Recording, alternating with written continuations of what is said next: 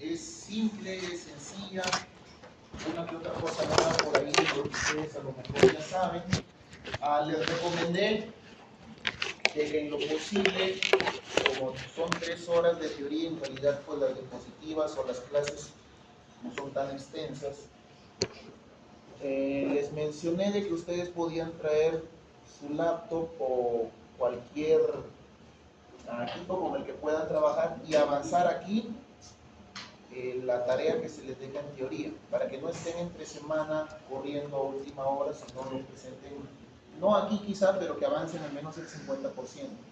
¿Con ustedes quedamos en eso?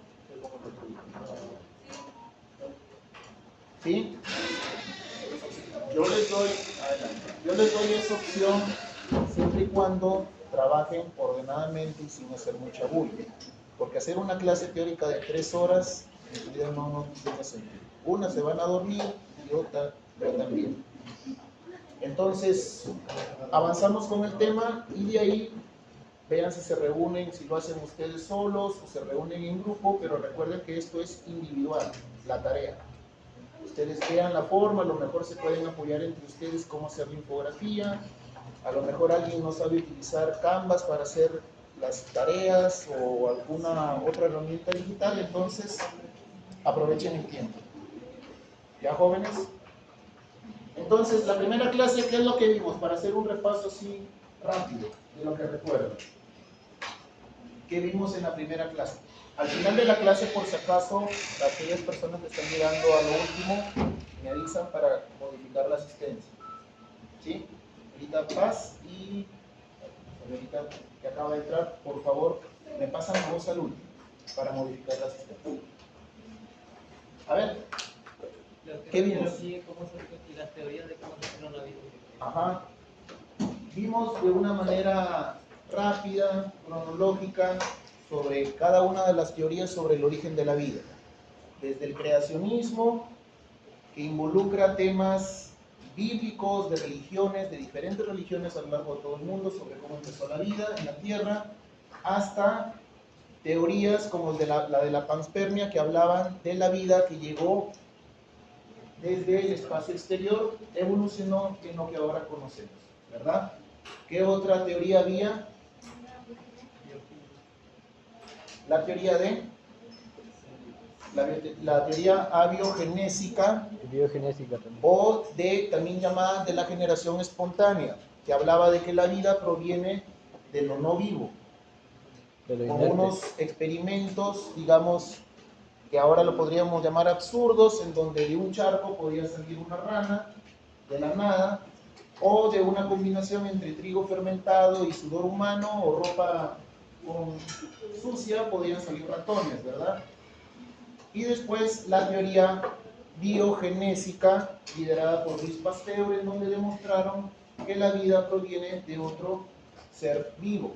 Y empezaron ya las sospechas de que había vida microbiana que estaba incluso presente en el aire y que eso era lo que contaminaba en cierta manera algunos caldos fermentativos, caldos nutritivos. Ahora lo que vamos a ver en esta clase, ya que hemos hablado primero sobre teorías de cómo se origina la vida, lo que vamos a ver es ahora sobre los elementos que forman parte de un organismo vivo. Por eso es la denominación de bioelementos. Y estos bioelementos nosotros los podemos clasificar en elementos orgánicos o elementos inorgánicos. Y para empezar con los inorgánicos, vamos a hablar sobre las propiedades del agua y sales minerales y su importancia en la composición en general o en el funcionamiento de un organismo vivo. Siempre nosotros hemos escuchado, cuando hemos visto noticias o películas o leído cualquier artículo, siempre hemos escuchado desde pequeños que dicen el agua es vida. ¿Ok? Y esto en realidad tiene bastante sustento en las propiedades que tiene el agua y la importancia que tiene el agua para el funcionamiento de todo un sistema vivo. Vamos a dar una chequeada. Esto ya lo vienen viendo desde el colegio, algo básico, los estados de la materia, incluso ahora se habla de uno más. ¿Cuál es ese cuarto estado de la materia del que se habla, que hace, bueno, ya no tanto tiempo se ha incluido, ¿ok? ¿Cierto?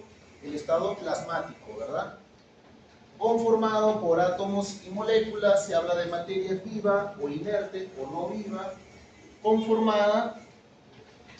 que conforman los seres vivos y que está formada por disoluciones coloidales, que pueden ser en aspecto líquido o sólido, o de sólido a líquido.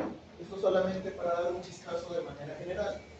Pero a nosotros lo que nos interesa más que nada es ver cómo es que se ha ido formando evolutivamente un ser vivo hasta ahora lo que conocemos. Hablamos de una sucesión de escalas cuando hablamos de vida, partiendo desde niveles subatómicos, y ahora ya es muy común hablar de eso, niveles atómicos, el conjunto de átomos conforma moléculas y sucesivamente se ha ido acomodando toda esta escala de generación. Ya se habla de nivel submolecular, conjunto de moléculas originan las células y el conjunto de células forma ¿qué? Nivel tisular. ¿A qué se refiere con nivel tisular? Tejidos, ¿verdad? El conjunto de células forma tejidos. Estos tejidos, lógicamente, en nuestro organismo, por ejemplo, ¿será igual en todo el cuerpo? ¿Todas las células de nuestro cuerpo serán iguales? No, ¿verdad? En cada sistema o en cada sistema o cada órgano, cada parte de nuestro cuerpo, la conformación, la disposición y la función de la célula varía, dependiendo para qué sistema obedece. Entonces, el conjunto de tejidos dará origen a los órganos, el conjunto de órganos a un sistema, y los sistemas dan como origen a un individuo, como nosotros, ¿verdad? Una serie de sistemas nos conforman a nosotros, y si hablamos de un conjunto de individuos, ya estamos hablando de una población, y si esta población interactúa con sistemas bióticos o abióticos, estamos hablando ya de una comunidad, el conjunto de individuos, una comunidad, y al entrar en contacto o interactuando con otras formas de vida o con sistemas abióticos, hablamos de ecosistemas, y lo que se denomina biosfera, que es el conjunto de ecosistemas, cada uno diferente del otro. Como lo que se habla aquí en el Perú, por ejemplo, ¿no? Los diferentes pisos altitudinales que dan origen a las 8 regiones que conforman el Perú. Por lo tanto, en este caso serían 8 tipos de ecosistemas diferentes que encontramos aquí en nuestro territorio nacional.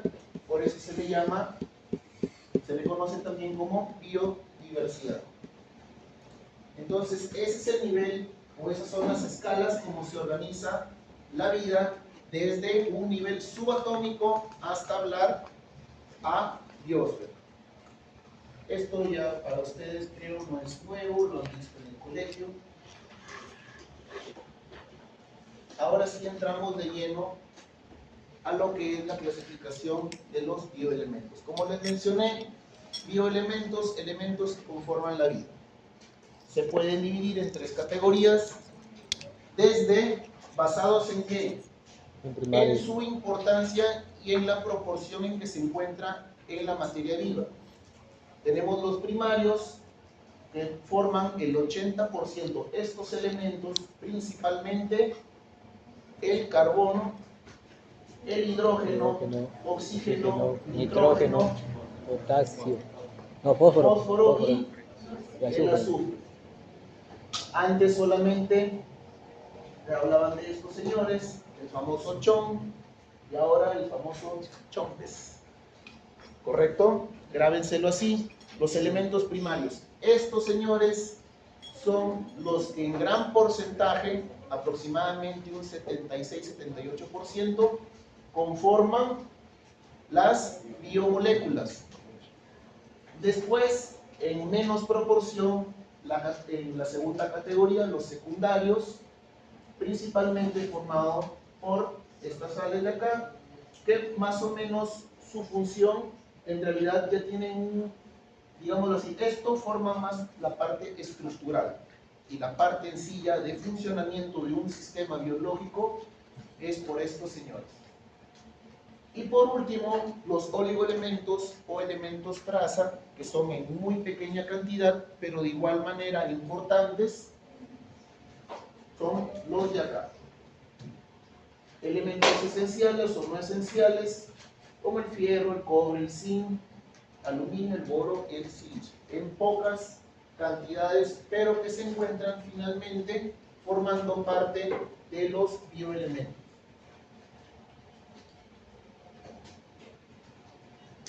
Ahora, habíamos hablado, ustedes pueden observar acá, que los elementos primarios forman las biomoléculas, pero a la vez las biomoléculas se pueden subdividir en biomoléculas orgánicas, inorgánicas también, glúcidos o carbohidratos, lípidos o grasas, las proteínas y los ácidos nucleicos. ¿Cuáles son los ácidos nucleicos? ¿Cuáles son?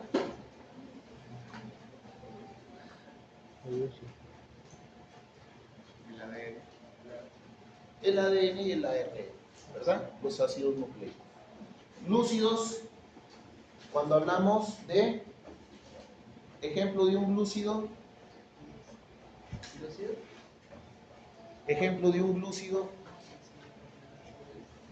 ¿qué es lo que necesita la célula como combustible para quemar y obtener energía?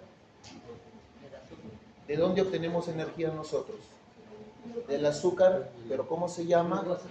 La unidad básica de energía para nosotros es la glucosa.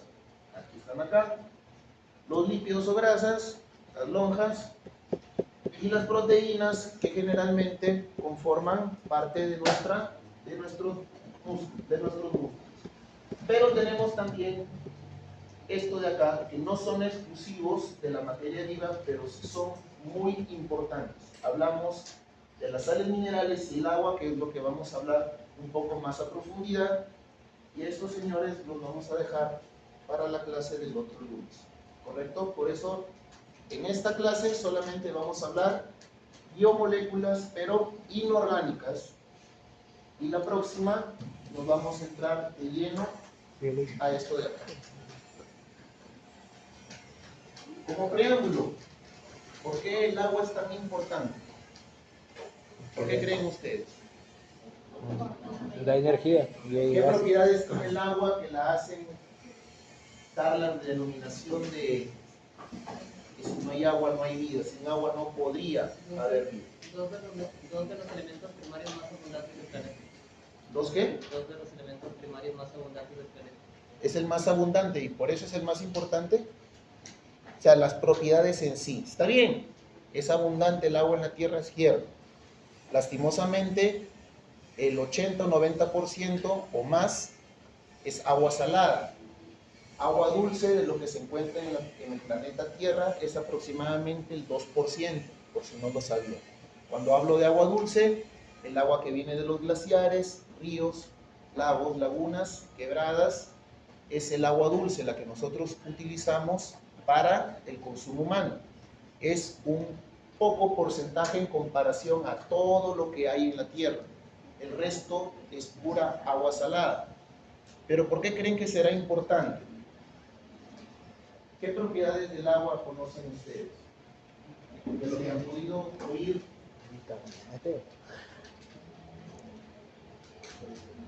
¿Por qué? Hay una propiedad que es la más conocida.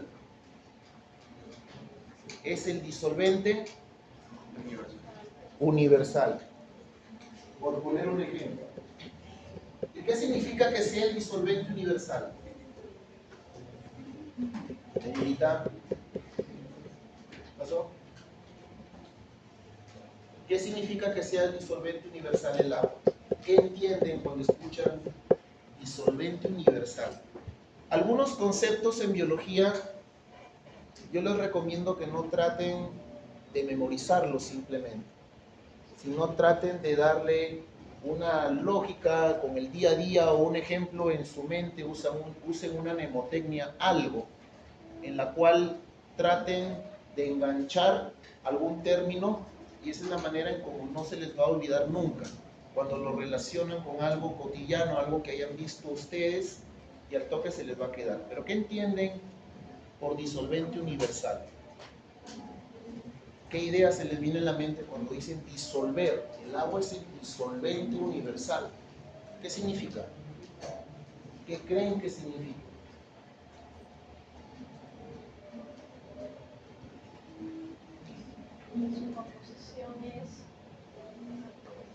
Su composición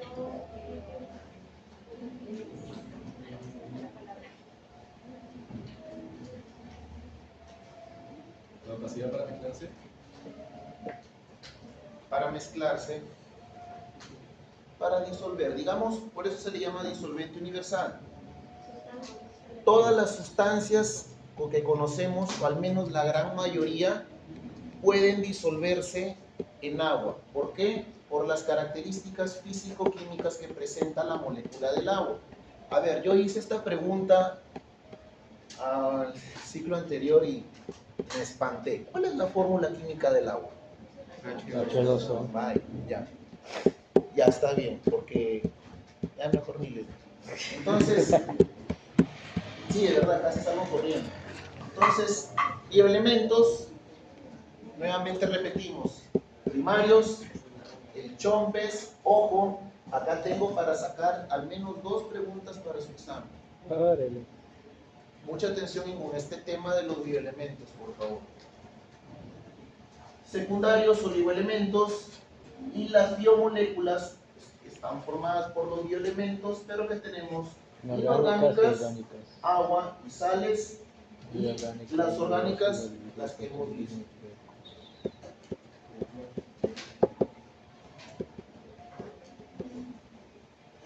Empecemos por el agua. Como ustedes bien lo han dicho, formado Por H2O. por 2 átomos de hidrógeno y uno de oxígeno. Pero estos átomos de hidrógeno comparten uno de sus electrones con el átomo de oxígeno para darle mayor estabilidad. Recuerden que todo elemento químico siempre quiere buscar que en su último órbita de electrones tenga ¿cuántos electrones? 8. Es por eso que el hidrógeno se une al oxígeno, y ahora que tenemos en la última capa 1, 2, 3, 4, 5, 6, 7, 8. Es por eso que el átomo de oxígeno está conformado, se une con el átomo de hidrógeno para darle mayor estabilidad, y de esa manera nace la molécula en sí del agua. Comparten 2 pares de electrones que son los que están acá. Hay un ángulo de 104.5 grados entre cada uno de los oxígenos que conforman esta molécula. Y pregunta, ¿cómo se llama esta clase de enlace que existe? ¿Enlace iónico? No. Enlace covalente. Enlace covalente. ¿Ok? Los que se comparten comparten electrones entre 2 átomos distintos. Enlace tipo covalente. El enlace iónico, ¿cuál sería? Ya que mencionaron por ahí. Por ejemplo, un ejemplo de un enlace iónico sería el de la sal, el cloruro de sodio. El sodio tiene carga positiva y el cloro carga negativa. Negativa con positiva se unen, y a esa unión se le llama enlace iónico. Sin embargo, acá estamos hablando únicamente de la molécula, de una molécula de agua, solamente una. Pero nosotros sabemos que el agua que nosotros tomamos, lógicamente está formada por la unión ¿de qué? de varias moléculas de agua, ¿verdad? Si no, ¿cómo? Pero ¿cómo es de que se unen estas moléculas de agua entre sí? El oxígeno predomina con una carga negativa y el hidrógeno con carga positiva. Si es que el agua, perdón, ¿cómo es de que se forma en sí el agua que nosotros podemos probar? Es justamente con esta característica, que la molécula del agua es dipolar. Quiere decir que tiene dos polos, uno positivo y otro negativo. El negativo dado por el oxígeno y el positivo por los hidrógenos. Ahora, ¿qué pasaría si yo coloco otra molécula al costado de agua? ¿Se van a unir o no? Imagínense otra molécula de agua acá al costado. ¿Se van a unir o no? No se une. ¿Qué dicen? No, no se une. ¿Cómo creen que está formada el agua que ustedes consumen, molecularmente hablando? No es una sola molécula, son varias moléculas de agua, ¿verdad? ¿Y cómo es que se unen? Ahí está la Entre respuesta. los hidrógenos. ¿Ah? Por los dos hidrógenos. ¿Cómo creen que se unen? Imagínense dos imanes. Ustedes Negativo y tienen dos positivo. imanes con polos positivos y negativos en ambos extremos. Si los quieren unir, ¿qué extremo unen con cuál? Negativo con Entonces, positivo. imagínense que tienen otra molécula de agua acá alrededor. El oxígeno de esa otra molécula, ¿en dónde se une? Al ¿Se unirá hidrógeno. con el oxígeno también? No, con el hidrógeno. Que es negativo, ¿verdad? Entonces vendría una molécula de oxígeno aquí y otra acá. Y cada molécula de oxígeno a su vez está unida con otros dos hidrógenos. Tiene otra molécula de oxígeno y se va uniendo la red. De esa manera es que está formado ya en sí el líquido vital, que es el agua. Ahora, ¿cómo se llaman esas uniones entre el hidrógeno y el oxígeno de distintas moléculas? Tienen su nombre. Atención con eso. Ya no son enlaces covalentes, sino se les llama enlaces o puentes de hidrógeno, como lo que están viendo aquí, señores. El hidrógeno se une con el oxígeno. Este oxígeno, a la vez, la molécula del agua tiene otros hidrógenos y así se van uniendo hasta formar una red que da como resultado, como origen, ya el fluido en sí llamado agua. ¿Se entendió, señores, con respecto a la molécula, la composición del agua, los enlaces covalentes que es entre el oxígeno y el hidrógeno? Comparten cada uno un electrón, enlaces covalentes, y a su vez la unión entre molécula y molécula mediante enlaces, puentes de hidrógeno. ¿Hasta ahí, jóvenes? ¿Alguna pregunta? ¿Consulta? ¿Ha quedado claro? Repito. ¿Todo bien? Muy rápido. Sí. ¿Cuál parte? ¿Todo? ¿Desde ahí? ¿Ya? Listo. A ver, regresamos. Hablamos del agua como molécula nada más. Un átomo de oxígeno que está unido a dos átomos de hidrógeno. ¿Correcto? Pero esa unión entre el oxígeno e hidrógeno se da porque entre estos dos, por eso ven que el oxígeno solamente tiene 6 electrones. En realidad tiene 6, ¿correcto? Pero comparte electrones con el hidrógeno. Esa unión entre electrones que le comparte el hidrógeno y el oxígeno se denomina enlace covalente y se da con dos átomos de hidrógeno. ¿Correcto hasta ahí? ¿Sí? Se vaya a cabecear. Entonces, entendido cómo está formado el agua. Un átomo de oxígeno que comparte electrones con dos hidrógenos mediante enlaces covalentes.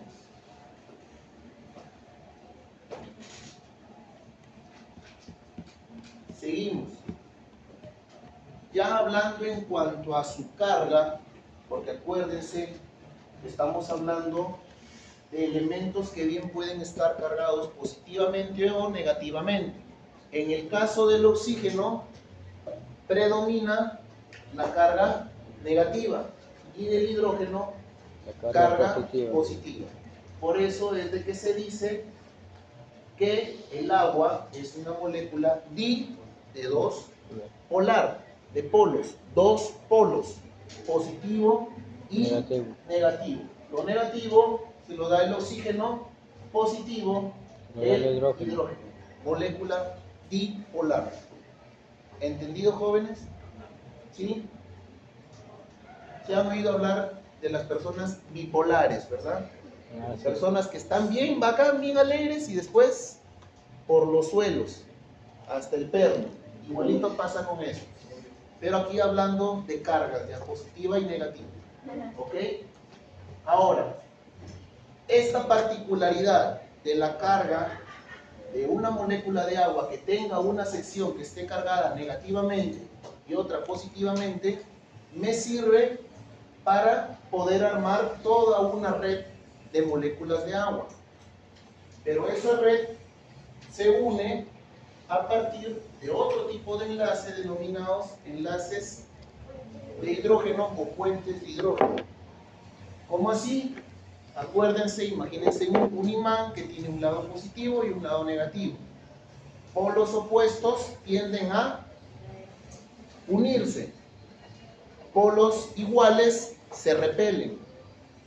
El agua tiene esta particularidad que le permite entre moléculas unirse, pero no se unen con cualquier parte. El oxígeno, al tener la carga negativa, se va a unir con otro hidrógeno de otro átomo. Por eso acá ustedes ven el hidrógeno con el oxígeno, no el hidrógeno con otro hidrógeno, porque tienen la misma carga. Recuerden, el positivo siempre busca el negativo. En este caso, el oxígeno.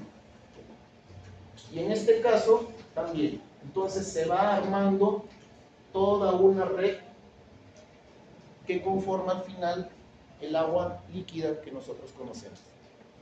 ¿Entendido, jóvenes? ¿Sí?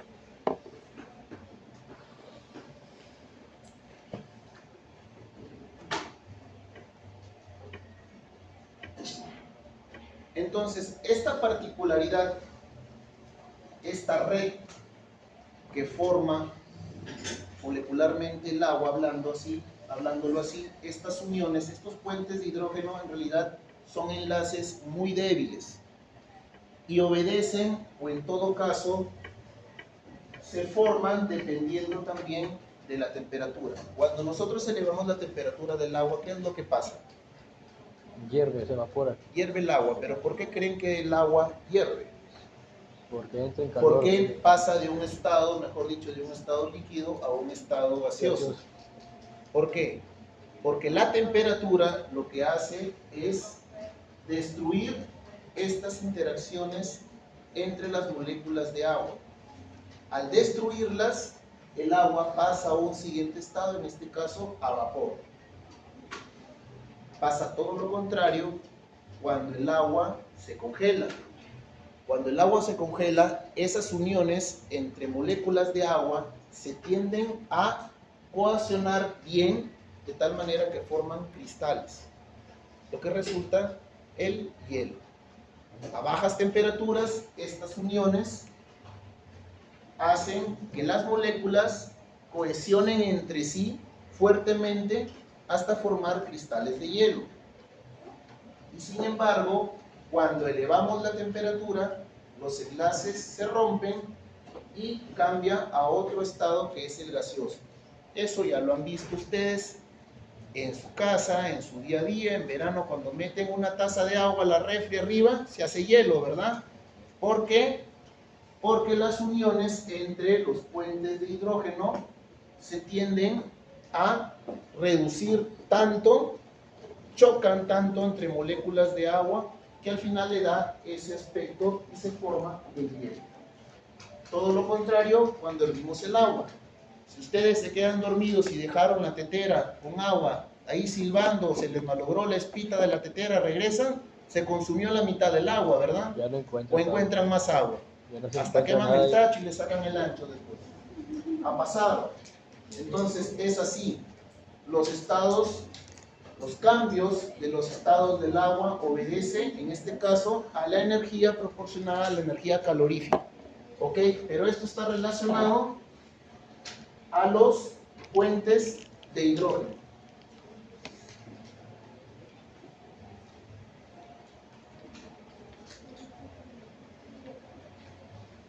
Dejamos de lado un momento el hablar de la composición química del agua y sus características. Entonces ya hablamos del agua. La molécula de agua, formada un átomo de oxígeno y dos átomos de hidrógeno. Ahora, entre el oxígeno y el hidrógeno se comparte cada uno un par de electrones. ¿Qué tipo de enlace unen el electrón del oxígeno con el hidrógeno? Enlace covalente, correcto. Y entre molécula de agua y molécula de agua, ¿qué los une? Puentes de hidrógeno. Básicamente eso. En cuanto a la composición del agua en cada organismo, fíjense que hasta en un hueso nosotros podemos encontrar que está formado por un 23% de agua. Ni hablar en las verduras, en los cuerpos, digamos, de animales de vida marina, como la medusa, y entre nosotros, más o menos, hay un 66 a 70%, dicen en otras bibliografías, de agua. Entonces, ¿podemos negar que el agua es importante en un sistema vivo? Lo es, solamente viéndolo desde este punto de vista. En cuanto a la composición general, es importante.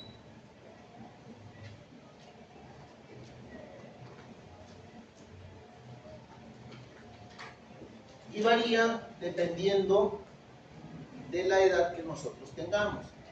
En un viejito, una persona anciana, ya la cantidad de agua va disminuyendo. Jóvenes como ustedes, un adulto normal, el 70%, un bebé recién nacido 80%, y ni hablar cuando estamos en edad fetal, que básicamente somos 100% agua.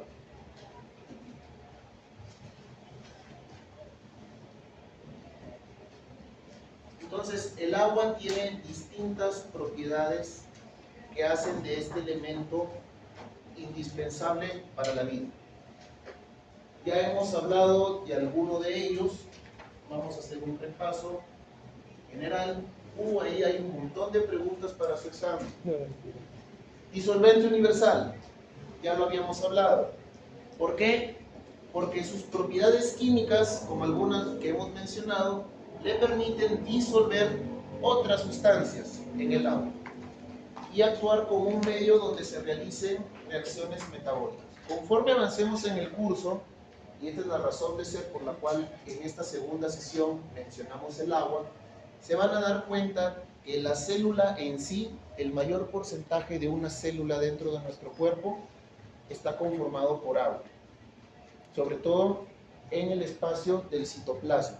Es básicamente agua en donde están disueltos un montón de elementos químicos, enzimas, y es el medio en donde se dan todas las reacciones metabólicas que nuestras células necesitan realizar para mantener el sistema andando. Si no fuera así, imagínense, partiendo de ahí nada más, ni siquiera pudiéramos existir. El agua está presente hasta en lo más mínimo de nuestro cuerpo y es el medio en donde se dan todas las reacciones químicas, bioquímicas, metabólicas, anabólicas, catabólicas de nuestro organismo para obtener energía y otras funciones que nosotros necesitamos. Disolvente universal. De transporte, claro, Nuestro torrente sanguíneo, muchos ya han visto en la práctica glóbulos blancos, glóbulos rojos, pero básicamente el medio en el que se transportan estos glóbulos, ¿qué es? Es agua. Es agua, para que vean por qué es lo importante en cuanto a transporte, ya sea de nutrientes a través de nuestra sangre, hormonas que también circulan por nuestra sangre, por nuestro torrente sanguíneo, así como también desechos. Por ejemplo, ¿qué desecho conocen que sea líquido? La orina. La orina. La orina y el sudor. La orina, agua, e incluso hasta en las heces también tienen agua, ¿correcto? Estructural, mantiene la forma y el volumen celular, lo que les hablaba hace un momento. Amortiguadora, porque también las encontramos en nuestros tejidos, líquido cefalorraquídeo, líquido amniótico, permite la flexibilidad de nuestra estructura ósea también. Y en articulaciones, rodillas, tendones, todo lo que nosotros podamos hacer, flexionarnos y todo, es por esta propiedad del agua como amortiguador. Termorreguladora, por su propiedad de calor específico, permite mantener la temperatura interna de nuestro organismo a un nivel en donde sea el óptimo para que se realicen todas nuestras funciones vitales. De esto nunca se vayan a olvidar, función termorreguladora. Alguna vez, para que más o menos lo entiendan así, alguna vez han ido de juerga, han ido a una reunión, han estado dentro de una casa, compartiendo unas cervezas, un trago, un vino, y alguien por ahí dijo, mejor vamos a la terraza, o vamos afuera. Y de un momento a otro, uno de los que estaba con ustedes, de la nada, se guasqueó. ¿Y qué es lo primero que dice? Le dio aire. ¿Pero qué significa le dio aire? Porque estoy tomando y me voy a un lugar donde corre viento, ¿el viento es el que me marea? No. ¿Es así? El cambio de temperatura. Es el cambio brusco de la temperatura, de estar cómodamente sentado, con todo cerrado en una sala, a pasar a un ambiente abierto en donde corre aire. ¿Qué es lo que pasa con nuestro cuerpo? Al sentir que nosotros estamos ya en un ambiente con otra temperatura un poco más fría, por más mínimo que sea el cambio, se envía una señal a nuestro cuerpo, el cual indica que se empiece a bombear más sangre, porque la sangre, que contiene agua, tiene una función de regular la temperatura del cuerpo. Y dirán, profesor, ¿y qué tiene que ver con que circule más sangre, con que una persona se emborrache más rápido por eso? Porque al final, el alcohol que uno ingiere se va al torrente sanguíneo. Y cuando se lanza una señal para que se empiece a circular más rápido la sangre, es donde más rápido llega al cerebro y quedamos como trapo. Entonces, esta función termorreguladora obedece a esto. Algún cambio de temperatura, sea helado o frío, helado o caliente, frío o caliente, forma esto. ¿Qué pasa con todo lo contrario? Cuando estamos en un ambiente como el de acá, caluroso. ¿Qué pasa con esa función termorreguladora del agua? Empezamos a sudar, pero ¿sudamos porque sí o tiene alguna razón de ser el sudor? ¿Qué creen ustedes? ¿Correcto? También el sudor ayuda a regular la temperatura interna. ¿Y el sudor de qué está compuesto? De agua. Función termorreguladora, señores, el agua. Y la función bioquímica, ya que como les mencioné, muchos procesos, ya sean procesos respiratorios o de fotosíntesis, tienen como importancia la participación del agua. Estuvimos hablando la clase pasada, por ejemplo, hablábamos de la fotosíntesis. ¿Qué requiere una planta para hacer fotosíntesis? Para empezar, luz solar, CO2 y agua. Convierte básicamente la planta en los cloroplastos, convierte la energía luminosa en energía química para el funcionamiento de sus procesos vitales. Pero, como verán, interviene el agua en un proceso bioquímico, en este caso llamado fotosíntesis. Como se darán cuenta, en cada cuestión, ya sea estructural, transporte de sustancias, hormonas, disolución de elementos, amortiguadora o de estructural básicamente, y en procesos bioquímicos está presente el agua. Por eso cuando dicen el agua es vida, se refieren justamente a cada una de esas funciones que cumple el agua en nuestro organismo. Una persona puede estar sin comer hasta 20 días y no pasa nada. Puede vivir. Quítale el agua, en 5 días una persona está muerta. Y el aire en menos de 5 minutos. Entonces, para que tengan una idea, si bien es cierto, el agua no es un ente viviente, pero fíjense la importancia que tiene la existencia de este elemento con estas propiedades físico-químicas, estructurales y demás para poder vivir. ¿Correcto, jóvenes?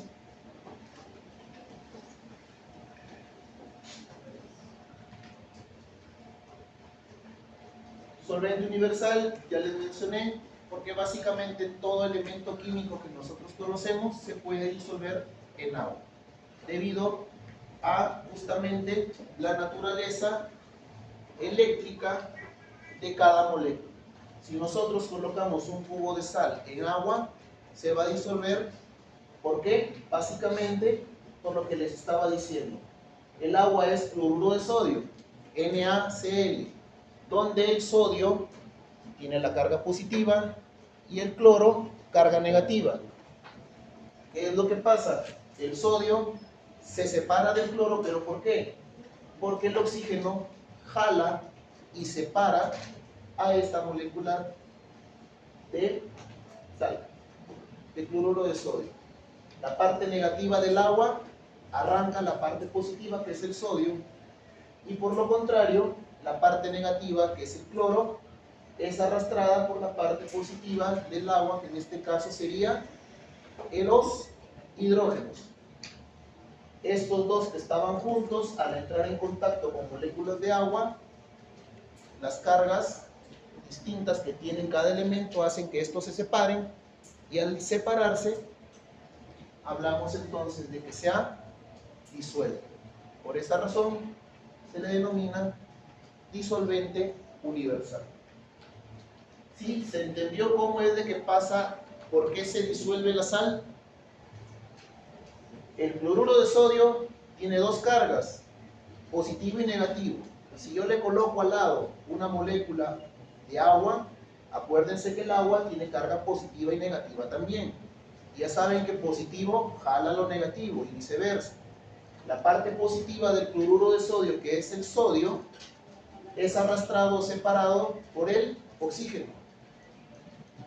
Lo mismo pasa con el cloro, pero el cloro es carga negativa. ¿Quiénes van a jalar al cloro? Los hidrógenos, porque los hidrógenos tienen carga positiva. Al separarlos, este cubo de sal que ingresó aquí en el agua, al final ya no vas a encontrar nada. Se disolvió porque sus elementos han sido separados o disueltos. Lo mismo pasa con el azúcar y con cualquier otro elemento que entre en contacto con el agua. Gracias a esta particularidad que la molécula es de naturaleza bi o dipolar. Por tener esos dos polos, positivo y negativo, es de que se le considera como el solvente universal.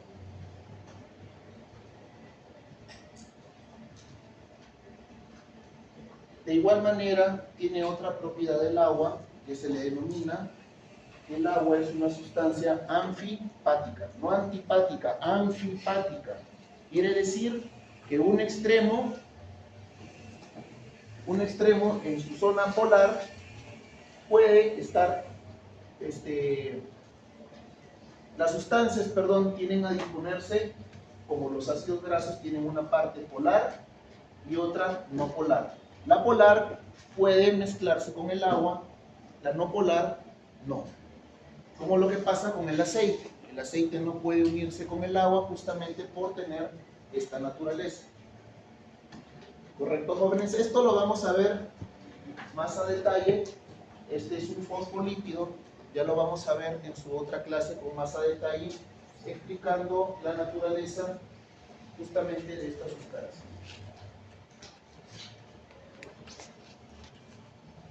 Elevada tensión superficial. ¿Quién no ha ido a un río, a un charco de agua, a alguna agua estancada y ha podido haber visto un insecto que básicamente es como si estuviera paradito en el agua y se desliza nada más y no se hunde?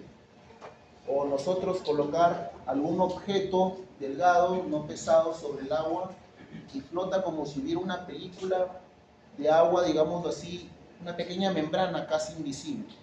A esa propiedad del agua se le llama tensión superficial.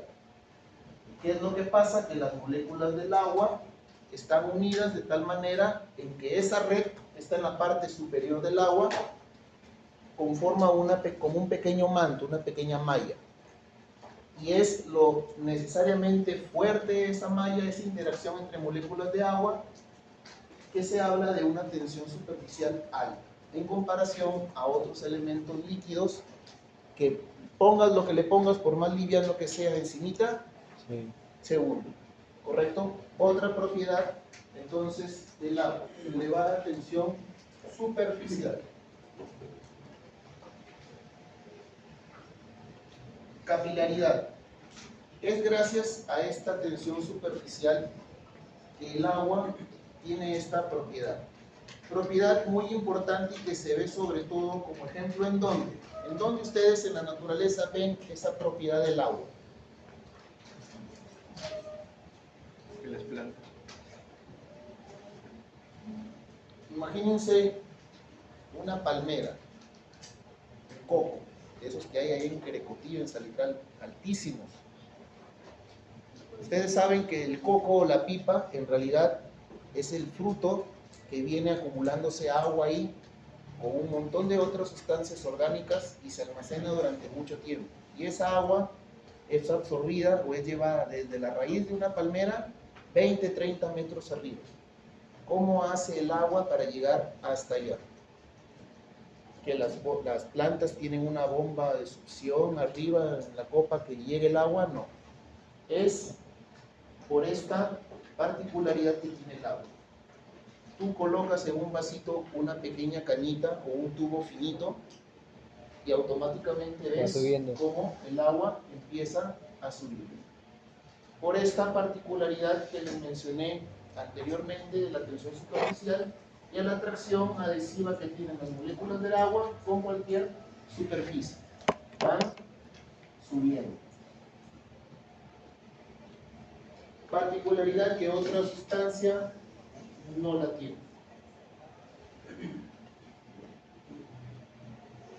Hay un sistema de conductos que tiene la planta. ¿Han oído hablar alguna vez del xilema y el floema?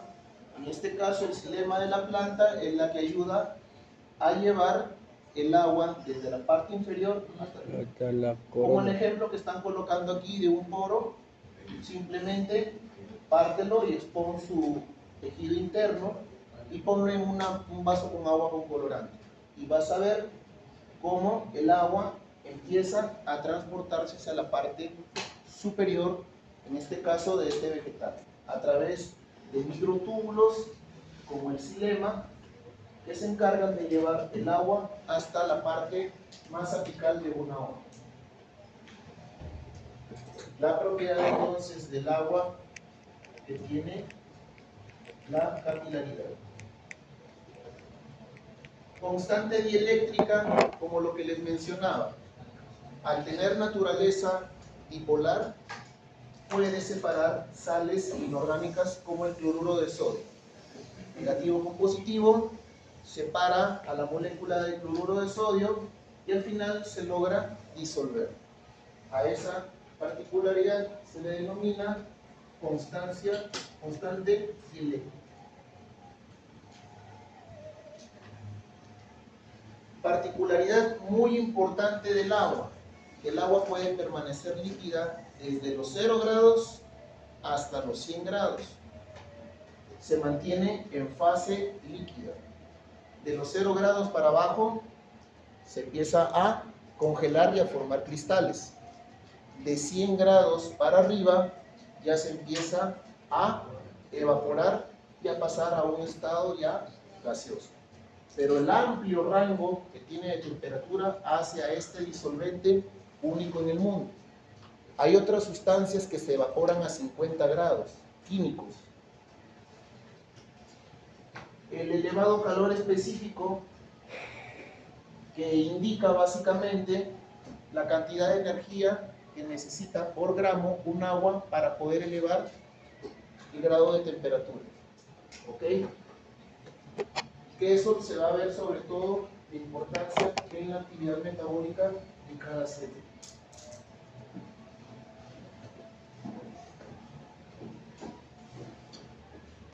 El elevado calor de evaporación, ya les había dicho que cuando se empieza a calentar el agua se rompen los enlaces de hidrógeno, y para que esto sea necesario se requiere de energía que se obtiene del ser vivo del cual se evapora. Por lo tanto, la evaporación tiene un efecto que refrigerante. Entonces, el calor de evaporación, cantidad de energía que se necesita para transformar 1 gramo de una sustancia, en este caso 1 gramo de agua líquida, en gas a temperatura constante. Estamos hablando en este caso de 540 calorías por gramo cuando la temperatura está a 100 en grados. 100 grados. La ionización del agua. ¿Ustedes han oído hablar del pH del agua? Es la cantidad de ion hidrogenio presente en una sustancia. Quien les habla, no sé si les he mencionado, se dedica justamente a trabajar bastante con el agua. Yo me encargo de manejar una institución que se encarga de la vigilancia de agua para consumo humano y de fuentes naturales, también de playas en Sullana, en la subregión de Salud, Luciano Castillo, Colombia. Entonces, nosotros siempre en nuestros monitoreos vigilamos eso. El agua óptima para consumo humano, según la normativa peruana, el Decreto Supremo 031-2010 SA, nos indica que el valor óptimo del agua para ser consumida por nosotros necesita un rango entre 6.5 a 8.5. Es lo óptimo. Si hubiera un descenso o un aumento, en este caso de la acidez, quiere decir que en el agua ha aumentado la concentración del ion hidrógeno, cosa que lo hace mucho más ácido. Fíjense la acidez de los jugos gástricos, a qué nivel está, o del limón. Imagínense tomar un agua cuya acidez llegue a estos extremos. Nos irritaría nuestra mucosa interna y nos haría daño. De igual manera, con productos que sean alcalinos. De igual manera, nos podrían, digámoslo así, quemar o lacerar. Por ejemplo, acá tenemos el bicarbonato de sodio, tenemos el amoníaco, detergentes o el hidróxido de sodio, que es altamente corrosivo. Muchos se preguntarán, profesor, ¿por qué cuando uno sufre de acidez le dicen toma bicarbonato de sodio, por ejemplo, que es lo mismo o es el componente principal de una sal de Andrews, por ejemplo? La sal de Andrews es bicarbonato efervescente, ¿verdad? O el Alka-Seltzer, la pastilla efervescente que uno toma cuando tiene acidez estomacal. ¿Por qué está tomando eso? Porque el bicarbonato de sodio es una sustancia alcalina. Nosotros sufrimos de acidez. ¿Cómo contrarrestamos la acidez? Tomando una sustancia alcalina, de tal manera que pase de esto, por lo menos, a neutro, que es lo ideal para el ser humano o para todo ser vivo. ¿Correcto? Entonces, propiedad del agua, la ionización, que básicamente consiste en la presencia de estos señores en el agua. Y dependiendo de la concentración en el agua, podemos hablar de una sustancia ácida cuando baja de pH 7 o alcalina cuando aumenta de 7 para adelante.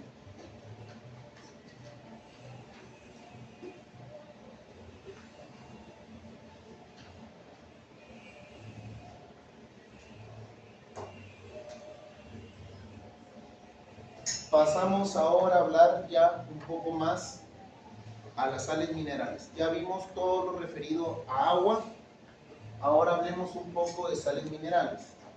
Dos grupos, insolubles, solubles. Insolubles, ¿qué se refiere con insoluble? Que no pueden, ¿qué? ¿Disolverse? Que no pueden disolverse. Como por ejemplo, el carbonato cálcico, el fosfato cálcico o la sílice. Y esto se encuentra generalmente en estado sólido, originando un precipitado que constituye las estructuras esqueléticas del ser vivo. ¿Ok? Esta estructura entonces de los sales minerales insolubles básicamente tienen una función estructural. Y por otra parte tenemos los solubles, como por ejemplo lo que nosotros habíamos hablado del cloruro de sodio, que su forma iónica terminan disolviéndose en agua, originando sistemas tampón o digamos reguladores de pH. ¿Ok? Regulan los procesos osmóticos o los fenómenos biológicos. Ejemplos de sales insolubles o solubles. Sales minerales disueltas, ya sean aniones o cationes, estos son los principales. ¿Quién me puede decir la diferencia entre un catión y un anión? Viéndolo ahí. ¿Cuál es la diferencia? La carga, ¿verdad? Los cationes, carga positiva, y los aniones, carga negativa. Acuérdense siempre, cationes con T, es la carga positiva. ¿Ok? Y también tenemos sales minerales que están asociados a moléculas orgánicas, como por ejemplo fosfoproteínas o fosfolípidos, que es lo que vamos a ver en la siguiente clase. Entonces podemos encontrar sales disueltas de esta manera, o las podemos encontrar unidos o asociados a moléculas orgánicas. Entiendan entonces que las sales minerales no son exclusivas, pueden encontrarse también en sistemas orgánicos, sí. Cuando hablamos de sales minerales, automáticamente decimos que es algo inorgánico, pero eso no quiere decir que no lo podamos encontrar asociado a moléculas orgánicas, cumpliendo funciones estructurales en cada uno de ellos.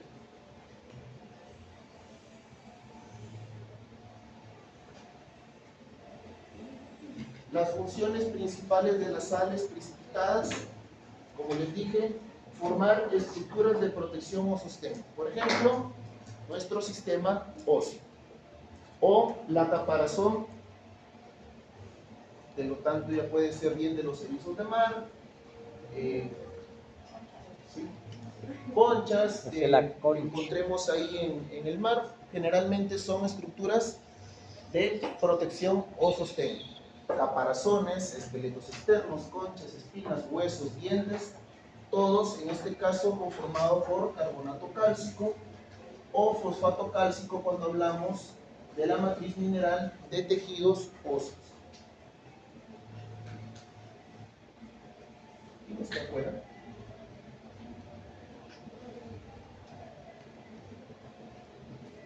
Otras funciones de las sales que nosotros podemos encontrar asociados a moléculas orgánicas. Por ejemplo, el hierro. ¿El hierro en dónde lo encontramos? En la sangre. Pero en la sangre encontramos este componente. ¿Qué es? La hemoglobina. ¿Para qué será la hemoglobina importante en la sangre? Para medir la sangre. ¿Qué hace? ¿Por qué cuando nosotros nos hacemos un hemograma automáticamente vemos nivel de hemoglobina en sangre? ¿Para qué es importante la hemoglobina? Si está en cirugía, la hemoglobina no deja permitir que le hagan la operación. Claro, es lo primero que te sacan, ¿verdad? Para ver, pero ¿por qué será? ¿Por qué creen que es importante? Sí. Para saber si tenemos anemia. ¿Ah? Si tienen anemia. Ya que si tenemos hemoglobina baja, estamos propensos a contraer anemia. Pero ¿cuál es la función de la hemoglobina en nosotros? ¿Ah? Oxígeno, ya, pero ¿cuál es la función? ¿Qué hace? Regular. Lo que hace la hemoglobina, señores, es medida, ¿no? captar el oxígeno, introducirlo al glóbulo rojo y llevarlo mediante el sistema circulatorio a donde el cuerpo lo requiera. Deja el oxígeno en el tejido, en la célula que requiere para su metabolismo, recoge CO2 y lo lleva nuevamente a los pulmones para exhalar. Esa es la función de la hemoglobina, ¿correcto? ¿Y qué ion encontramos ahí? El hierro. El hierro. De igual manera, miren, aquí estamos hablando de un mamífero, por ejemplo, como nosotros, de un animal. En las plantas encontramos lo mismo, pero en lugar estos dos compuestos, ya sea la hemoglobina o la clorofila, si ustedes lo revisan por internet, tienen la misma estructura molecular. Lo único que cambia es de que en uno el elemento principal es el hierro y en la clorofila su elemento estructural es el magnesio. Ahora, el hierro, el que menos alguna vez se ha hecho una herida y Directo a la boca. y directo. Entonces, sabe a óxido, como si estuvieras dando un fierro algo. Claro. Entonces, eso es debido justamente a la presencia del hierro. Una reacción. Los fosfatos presentes en los ácidos nucleicos, en el ATP, el cobalto en la vitamina B12, el yodo en las hormonas tiroideas. El que sufre de deficiencia de yodo tiende a sufrir, se le sale acá una nalga debajo de la quijada, por justamente el yodo es elemento importante, para la fabricación de estas hormonas tiroideas. Y el azufre, básicamente, que forma parte de la estructura de los aminoácidos. ¿Ok? Por otra parte, el sodio, el potasio y el cloro, que sirven para la transmisión de impulsos nerviosos. ¿Alguna vez alguien ha sufrido de calambres? O cuando termina alguna actividad física exhaustiva y no se rehidrata, no toma cualquier sal rehidratante, Le da y en unos la madrugada cincones. durmiendo. Le da como unos cincones, profesor. Sí, a ver.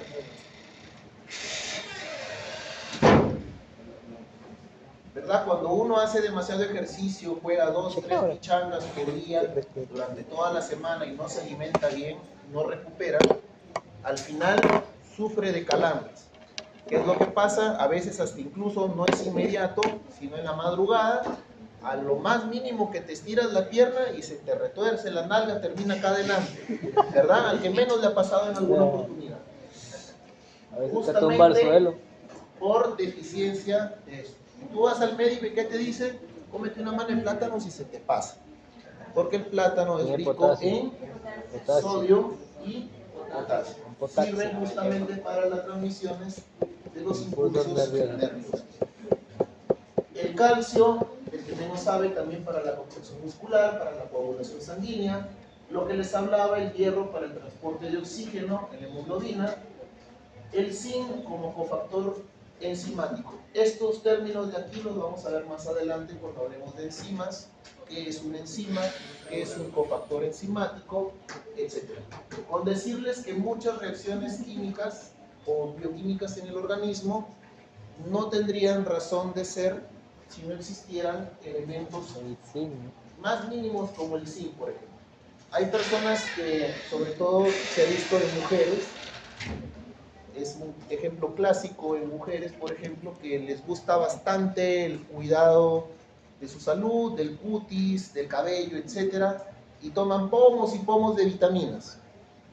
Y eso es debido a que ciertas reacciones en nuestro cuerpo, que ayuda justamente a la eliminación de radicales libres o a rejuvenecimiento de células, todo eso, hay reacciones en nuestro cuerpo que no se dan porque no hay la presencia de ciertos elementos en nuestro organismo, porque nuestro cuerpo no lo puede generar de manera natural.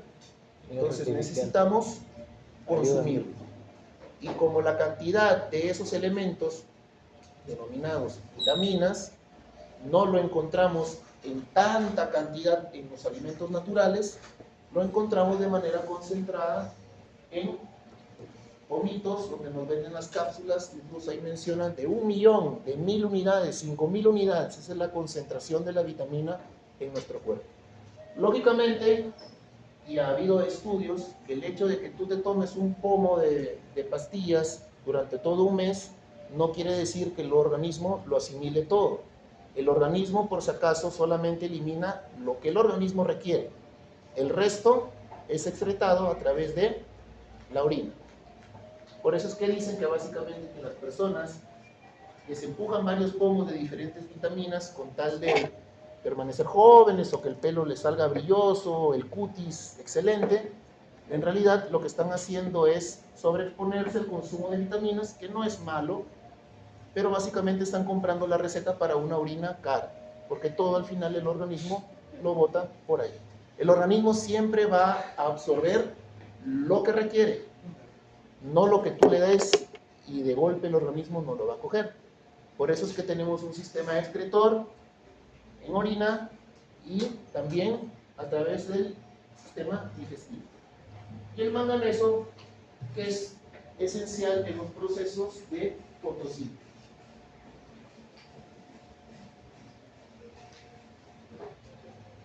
Bueno, básicamente esa es una repetición de lo que hemos ya hablado, de las moléculas inorgánicas, agua y sales minerales, y las orgánicas, que esto ya lo vamos a ver el día de mañana, con mayor detenimiento.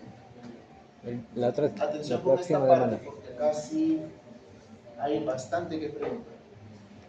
La próxima semana. La próxima semana, que mañana sería. Un repaso general de lo que les había hablado en cuanto a los enlaces. Repito, el enlace que se da entre los átomos de hidrógeno y oxígeno, enlaces de tipo covalente, caracterizado porque se comparten electrones. Los enlaces metálicos con carga positiva, que forman una red de electrones que se desplazan libremente. Los iónicos, que les hablaba, como en el caso del cloruro de sodio.